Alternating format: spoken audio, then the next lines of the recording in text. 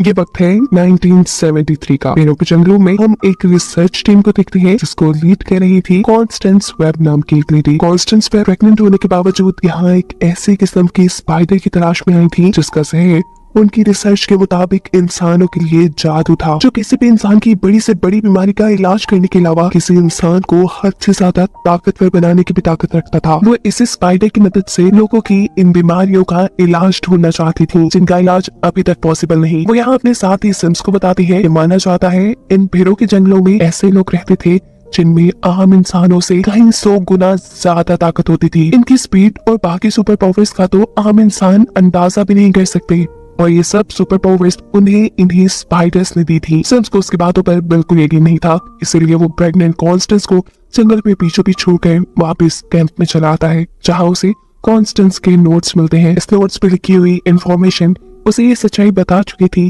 कि कॉन्स्टेंस बिल्कुल सच बोल रही थी। वो कॉन्स्टेंस के सभी नोट्स की पिक्चर्स बना लेता है, और इससे पहले कि अब वो कॉन्स्टेंस के पीछे जाता, बहुत ही खुशी से चिल्लाती हुई कॉन्स्टेंस यहाँ आती है क्योंकि उसकी तलाश खत्म हो गई थी। उसे वो स्पाइडर मिल चुका था जिसका जहर किसी का भी इलाज कर सकता था।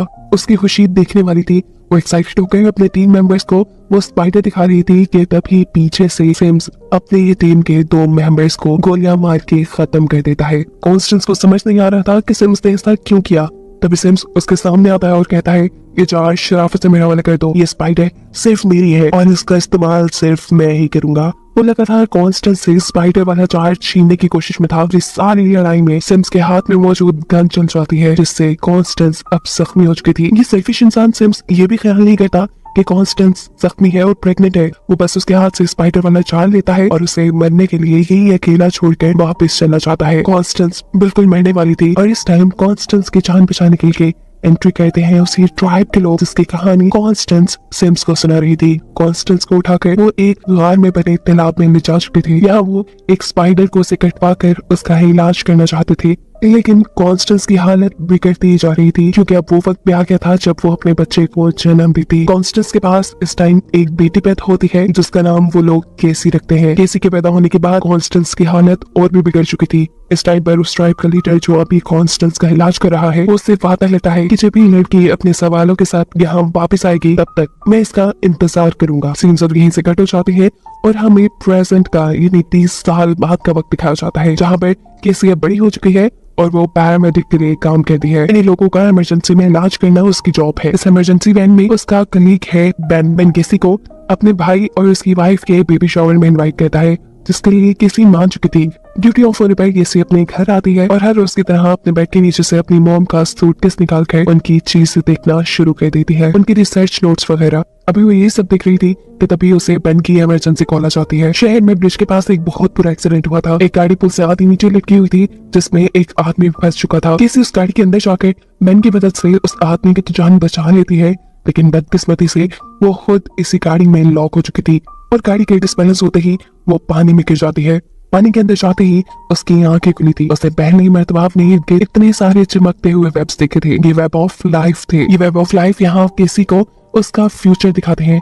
उसके अगले लम्हे में क्या होने वाला था केसी यहाँ देख चुकी थी। इससे पहले कि वो कुछ रिएक्ट करती, यहाँ अचानक उसकी आंख खुलती है और वो दिखती है कि वो पानी से बाहर आ चुकी है।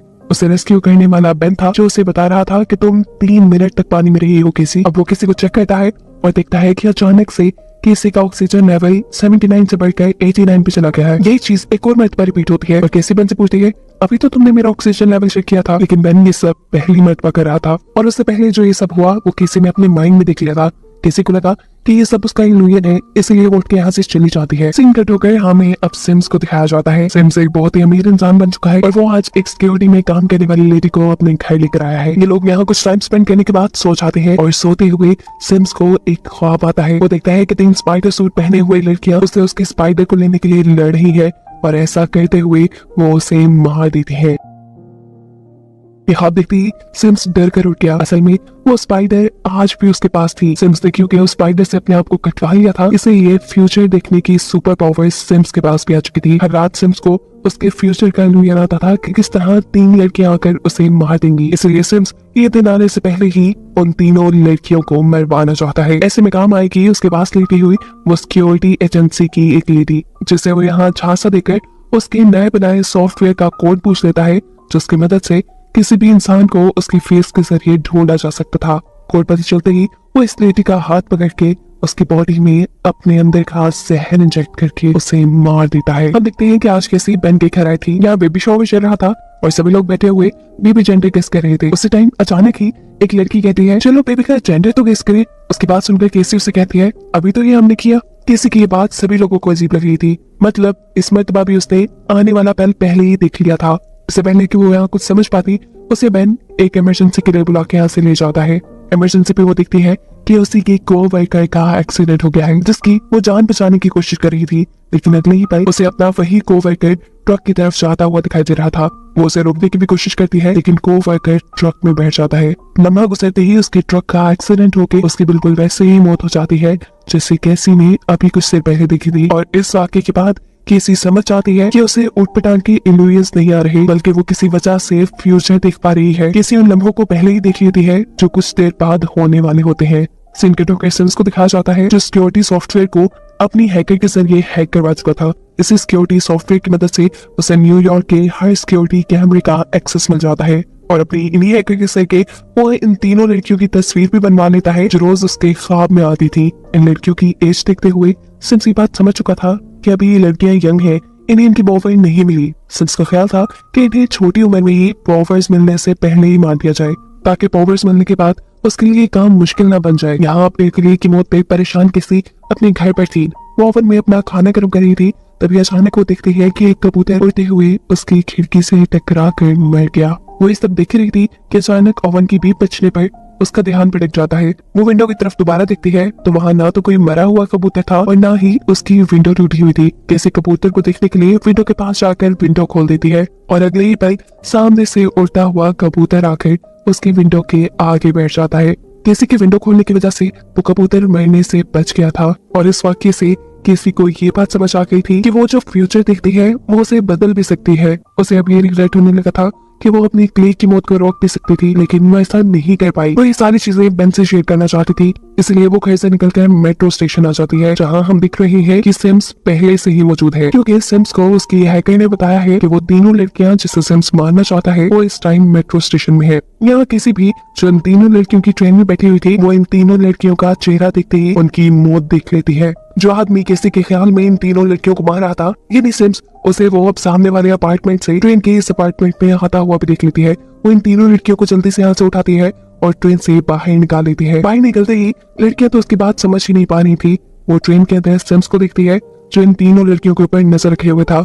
किसी इन तीनों से कहती है, जल्द ही तुम तीनों को इस स्टेशन से बाहर निकलना होगा, लेकिन ये तीनों उसकी एक नहीं सुनती और शोर कर करके लोगों को यहाँ बुलाना शुरू कर देती हैं। इससे पहले कि यहाँ कोई आता, कैसी इन तीनों को स्पाइडरमैन जैसा सूट पहने हुए आदमी को इनकी तरफ आता हुआ दिखाती है। वो आदमी तेजी से इन तीनों की तरफ बढ़ रहा था, इसलिए कैसी इन तीनों को लेकर एक ट्रेन के अंदर चढ़ जाती है और अब वो आदमी भी इस ट्रेन के ऊपर आ चुका था। इस आदमी से बचाने के लिए कैसी इन तीनों को अब ट्रेन से निकाल कर ग्राउंड फ्लोर पर ले आई थी, लेकिन वो जानती थी कि वो आदमी अभी तक उनके पीछे है।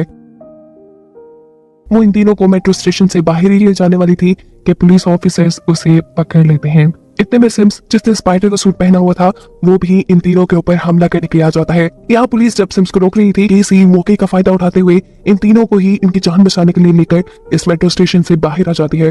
केसी बाहर आते ही एक टैक्सी चुराती है ताकि तेजी से ही वो इन तीनों को उस आदमी की पहुंच से दूर कर सके। फाइनली ये लोग सिम्स से तो काफी दूर आ चुके थे, लेकिन खतरा पूरी तरह टला था या नहीं, ये बात अभी इन्हें मालूम नहीं थी। किसी इन तीनों से इनके नाम पूछती है और बातों ही बातों में किसी को ये मालूम होता है कि अभी तीनों लड़कियों के ही पेरेंट्स इस शहर में नहीं है। वो लोग ये बातें कर रहे थे कि तभी रेडियो पे लगी हुई न्यूज उनका ध्यान भटका देती है, जहाँ बताया जा रहा था कि 3 लड़कियों को किडनैप करने वाली लेडी की पहचान केसी वेब के नाम से हुई है। यानी अब इनके पीछे सिम्स के साथ साथ पुलिस भी लग चुकी थी और इस सारी सिचुएशन से बचने के लिए केसी अब तीनों ही लड़कियों को लेकर करीब पेरू के जंगलों में आ जाती है। जंगल में क्योंकि कोई कैमरास नहीं लगे हुए थे, इसीलिए सिम्स की हैकर भी इन तीनों की लोकेशन नहीं देख पाती और ना ही पुलिस केसी की लोकेशन। जंगल में आने पर बातें करते हुए इन्हें पता चलता है कि तीनों लड़कियां कभी ना कभी केसी से मिली थी, कि तीनों इस टाइम सवाल करके केसी को मार देती हैं कि आखिर तो हमें यहाँ लेकर क्यों आई। तब केसी इन्हें बताती है कि मुझे फ्यूचर दिखता है और मैंने फ्यूचर में तुम्हारी मौत तो साथ में क्या तो देख ली थी।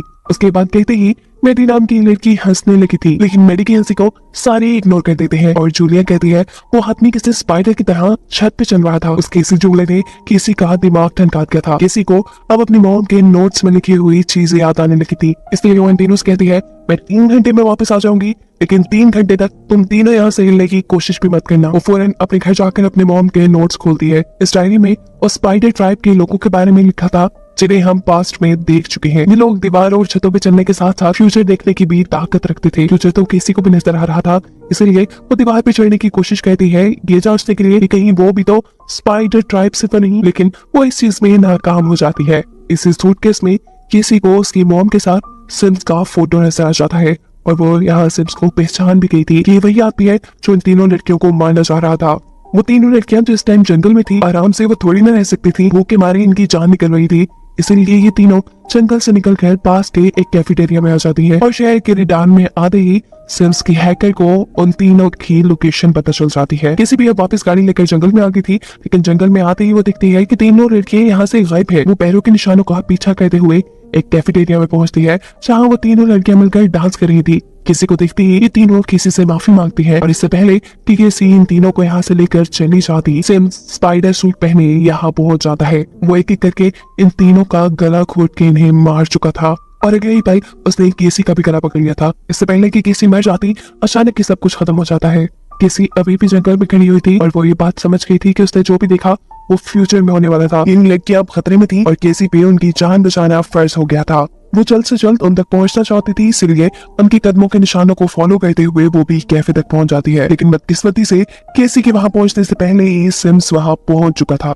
लड़कियों की जान बचाने के लिए केसी होटल के कांच तोड़ते हुए अपनी गाड़ी अंदर ले आई थी। वो इसी गाड़ी से जोर से सिम्स को हिट करती है और तीनों लड़कियों को गाड़ी में बैठने का इशारा करती है। जिस वक्त केसी तीनों लड़कियों को बचाकर यहाँ से निकलने वाली थी, सिम्स ने किसी तरह केसी का हाथ पकड़ लिया था। ऐसे किसी का हाथ पकड़कर वो अपना जहर केसी के अंदर इंजेक्ट कर रहा था। केसी तो इन तीनों लड़कियों को बचाकर वहां से ले गई थी, लेकिन दूसरी तरफ सिम्स की हैकर उसे खबर देती है कि केसी वेब जो कि तीनों लड़कियों को बचा रही है वो कॉन्स्टेंस वेब की बेटी है।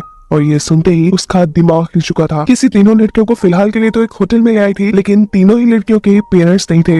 वो इतनी बड़ी जिम्मेदारी खुद भी नहीं ले सकती थी, इसलिए वो तीनों लड़कियों को पुलिस स्टेशन छोड़ने का फैसला करती है। लेकिन इसमें भी एक प्रॉब्लम था। आनिया इलीगली न्यूयॉर्क में रह रही थी। उसके डैड को यहाँ की गवर्नमेंट पहले ही डिपोर्ट कर चुकी थी और अगर पुलिस को पता चला कि आनिया यहाँ है तो आनिया को भी डिपोर्ट कर दिया जाएगा। मजबूरन किसी उन्हें इस होटल में रुकने की ही इजाजत दे देती है और खुद इन तीनों के सो जाने की बात आती है उसी कैफे में जहाँ सिम्स ने उस पर हमला किया था।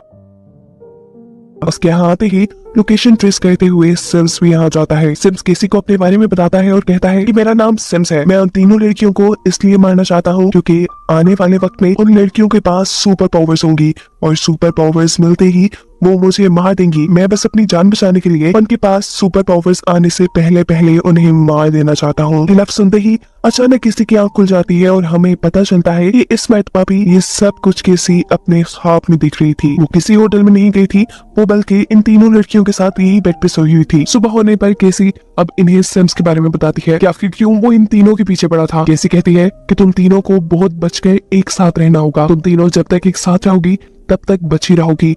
वो आदमी बहुत अजीब है। वो अपने हाथ से जहर इंजेक्ट करने की ताकत रखता है। वो जितनी देर तक तुम्हारे जिस्म के किसी भी हिस्से को पकड़ कर रखेगा, अपना जहर तुम्हारे अंदर इंजेक्ट करता रहेगा। जहर के इंजेक्ट होते ही तुम्हारी धड़कनें रुकना शुरू हो जाएंगी और अगर कभी ऐसी सिचुएशन आ भी जाए तो तुम तीनों अपने साथियों को बचा सकते हो सीपीआर देकर। इसलिए केसी इन्हें सबसे पहले सीपीआर देना सिखाती है और सीपीआर के साथ साथ वो यहाँ मुश्किल वक्त में काम आने वाली कई और भी ट्रेनिंग दे चुकी थी। आसान लफ्जों में वो सिम्स से मुकाबला करने के लिए इन्हें तैयार कर रही थी। केसी अब इन तीनों लड़कियों से कहती है कि सिम्स के पास जितने भी सुपर पावर्स हैं उनके बारे में मेरी मॉम की रिसर्च डायरी में लिखा हुआ है। अब सिम्स के बारे में और मालूमात लेने के लिए मुझे पेरू के जंगलों में जाना होगा। मेरे पीछे तुम तीनों अपना बहुत ख्याल रखना और एक साथ रहना। ये कहकर वो यहाँ से निकल जाती है।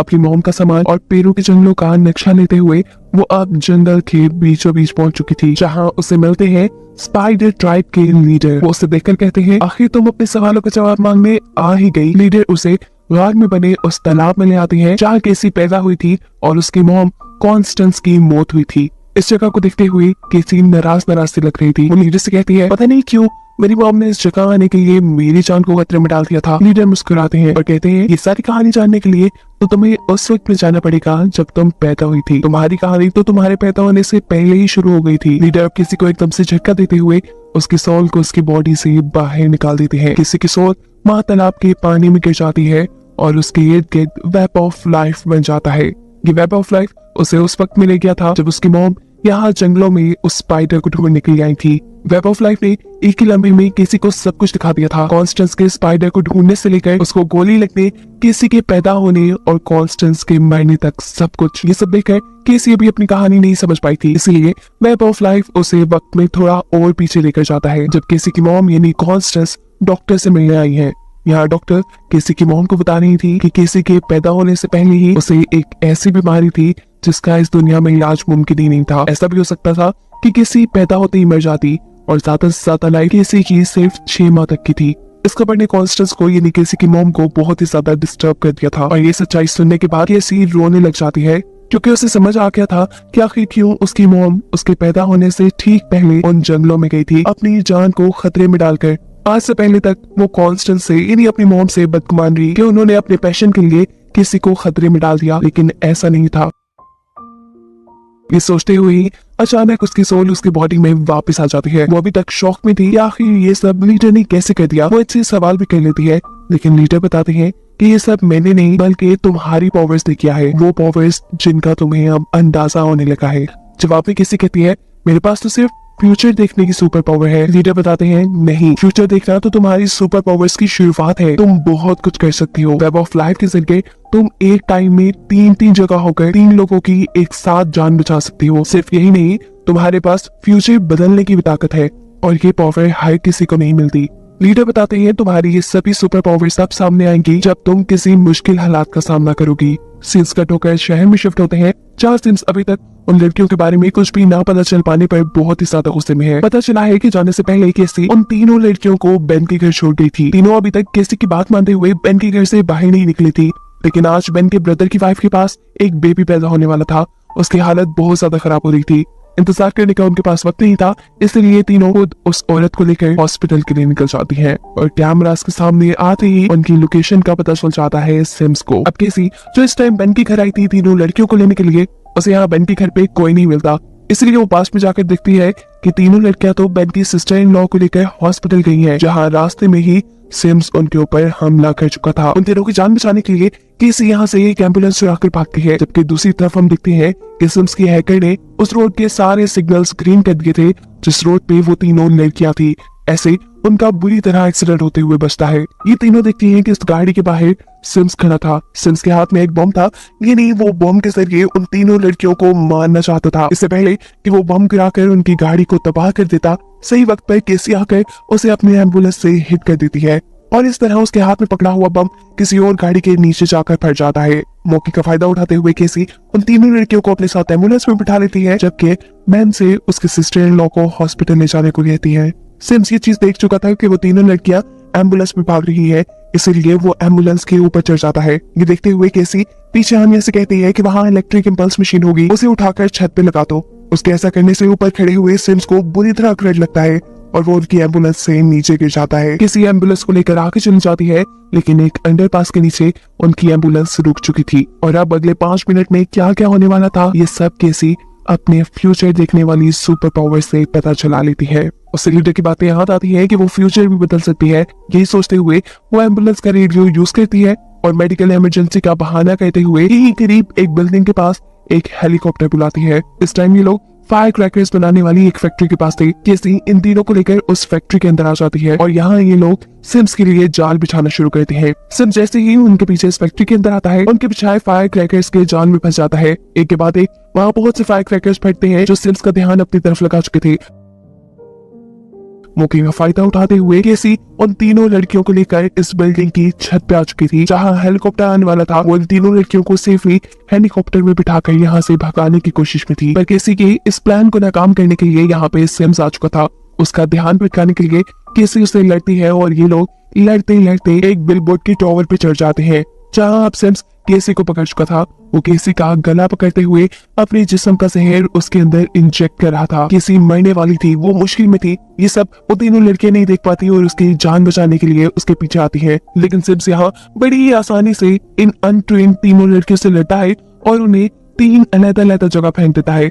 उसके इस हमले से वो तीनों लड़कियां ऐसी जगह फंस चुकी थी कि वहां बस उनके करीब मौत ही थी। और ये देखकर सिम्स हंसने लग जाता है और केसी से कहता है, बताओ अब तुम 3 अलग-अलग जगह जाकर एक ही वक्त में इन तीनों को कैसे बचाओगी। उसकी ये बात कहते ही किसी के कानों में लीडर की वो बात गूंजी थी कि अगर जब तुम किसी को बचाना चाहोगी तो तब तुम एक वक्त में कई जगह भी हो सकती हो। इस चीज का एहसास होने पर वो अपनी सुपर पावर्स का यूज करती है और वेब ऑफ लाइफ के जरिए उसी के जैसी बहुत सी और कैसी बनकर उन तीनों लड़कियों को बचाने के लिए पहुंच जाती है। ये देखते हुए तो सिम्स भी परेशान हो चुका था। वो केसी को रोकने के लिए उसे एक पंच मारता है, पर केसी इस मर्तबा हार मानने वाली नहीं थी। वो आहिस्ता आहिस्ता सिम्स को उस जगह पर ले जाती है जहाँ फ्यूचर में उसने सिम्स की मौत देखी थी। उस जगह पहुंचते ही सिम्स के ऊपर एक बड़ा सा जाल गिर जाता है जिसमें वो फंस चुका था और उसके फौरन बाद उसके ऊपर एक बहुत बड़ा सा बिलबोर्ड गिरने पर उसकी मौत भी हो जाती है। फाइनली केसी ने उन तीनों लड़कियों को बचा लिया था उनके दुश्मन को मारकर। लेकिन बुरा यह हुआ था कि बिलबोर्ड के गिरने की वजह से